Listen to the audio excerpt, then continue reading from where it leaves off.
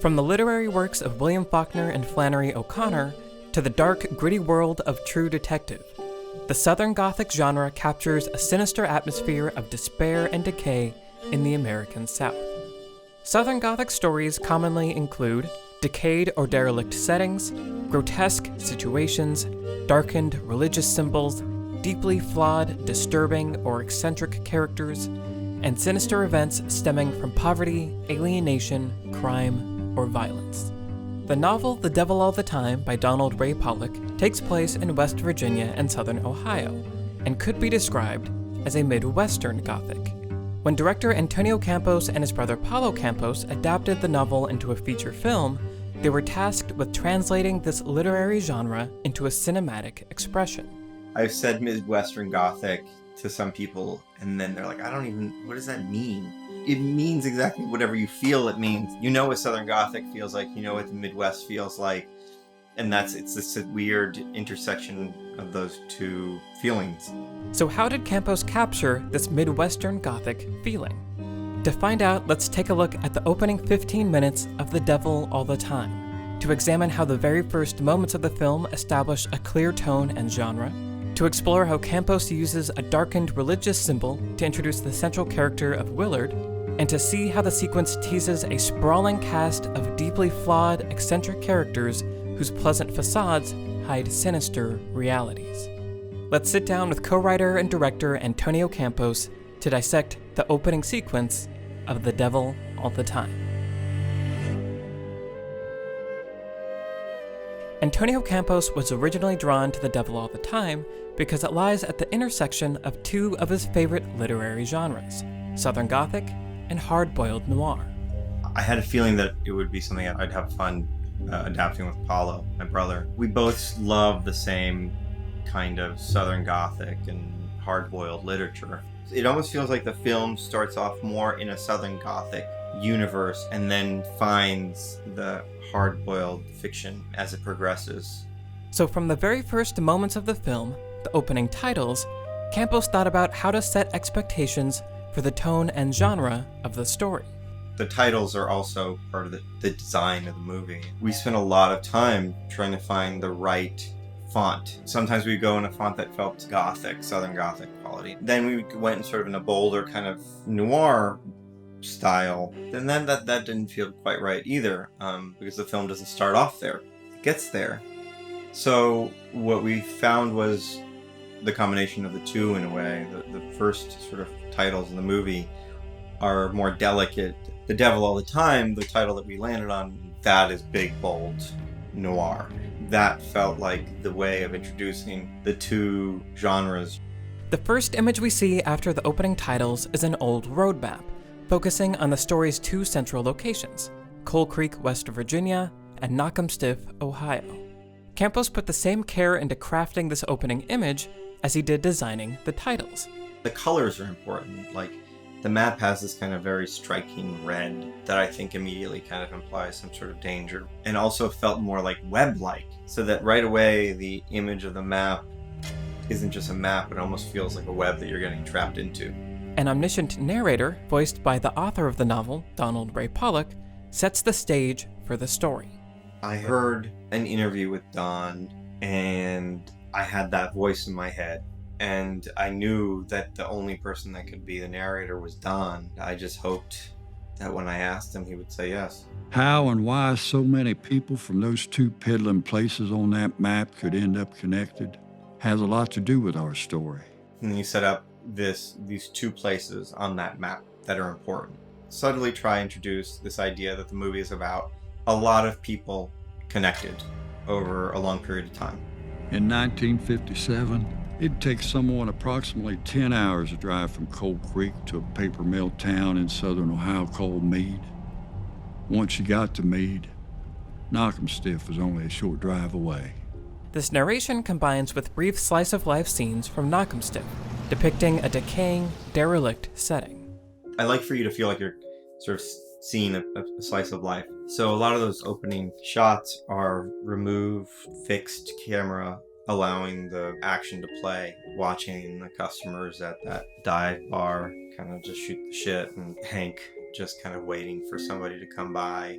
And then Willard, this random guy, show up and greet his son and wife after a long day of work. After establishing a sense of place, the opening sequence narrows in on one family, the Russells, and one man in particular. There's a lot of characters in this movie, but it starts with Willard. A man haunted by religion. I've always been fascinated by religion. I grew up Catholic, and I had a mother who was very religious and a father who was not. Living with those two extremes created a struggle in me. The thing that has resonated with me in Southern Gothic literature is the way that it deals with spirituality and religion. Religion almost haunts the characters.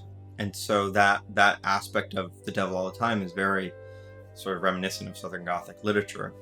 The first time we meet Willard, he's kneeling with his son, Arvin, in front of a crucifix in the forest. And the prayer log is the first religious symbol in the movie.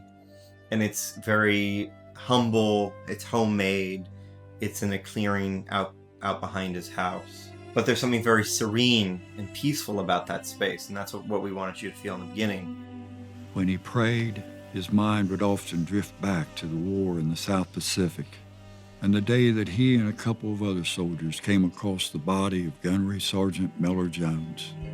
And then we wanted to transport you back 12 years to the Solomon Islands, where you realize the cross that Willard has planted in the back has more to do with what he saw there than with the pictures of Jesus on the cross that he grew up looking at.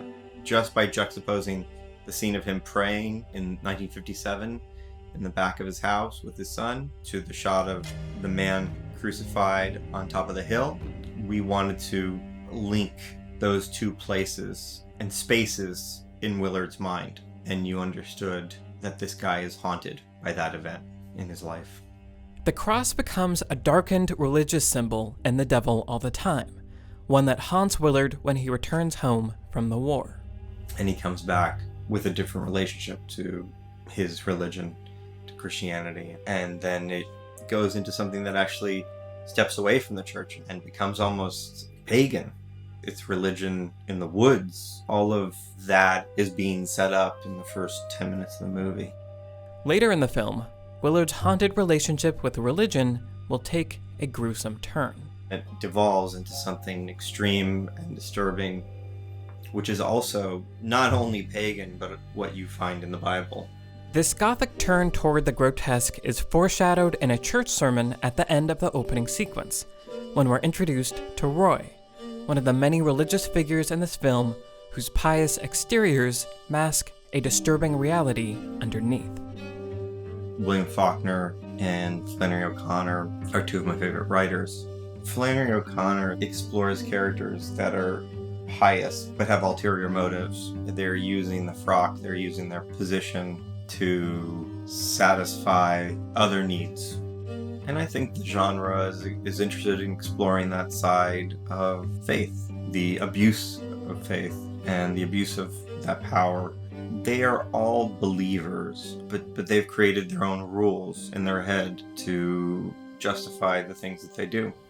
Roy, a traveling preacher, is one such example of a seemingly righteous character with a dark side. See that woman in the wheelchair? Drank too much strychnine or antifreeze or something. That's why he can't walk. Thank you for coming. Testing the faith, they call it. It's going too far the way I see it. Now that is what hell is like, brothers and sisters. That's right. I got no rest from them devils.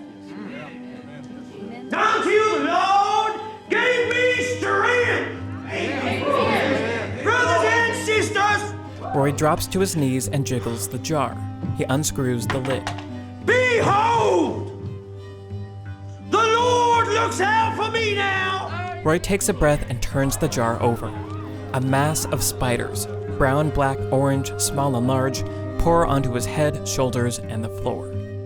Roy caps off the opening sequence with this Gothic image of religion turned grotesque.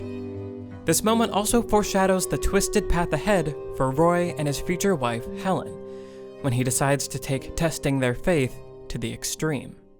But in The Devil All the Time, it's not just religious figures who hide menacing realities beneath respectable facades. As we follow young Willard returning home from the war, we also get a brief introduction to two other characters in the story's tangled web, Carl and Sandy. Sandy walks around the counter and up to Carl, sitting by the window, fiddling with his camera. So, what'll you be having? Ham and cheese. She tries to find a pen in her apron. You're a little green on the job. Not obvious, huh? My brother just got me the job. What might look like an innocent meeting is quickly subverted with an interjection from the narrator. You take pictures? In the years to come, Carl would call Sandy the bait, and she'd call him the shooter. Only when I find a smile pretty enough to photograph, that is. And they both called their victims the models. I'll have to think about it. In the world of Midwestern Gothic, a terrible reality is always hiding right below the charming veneer of small-town America. The other aspect of noir that I like, that is very common in noir fiction and in movies, is just like that small-town America that just has this other side to it. The random bar that's like off Main Street that everyone goes to, but there's something ominous and something dangerous going on in the back. Even in this kind of idyllic Americana, there's this other thing going on. By the end of the opening sequence, several of the film's eccentric, flawed, and dangerous characters have been introduced, and the stage is set for their tragic paths to collide. The opening sequence of The Devil All the Time is a great example of how to express a literary genre in cinematic terms. I hope more and more people start using the term Midwestern Gothic. Well, hopefully now that'll be like a subcategory on Netflix.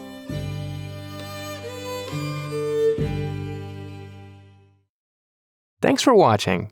Subscribe to the Netflix Film Club channel to get our latest exclusive videos. Plus, hit the bell so you don't miss a single one.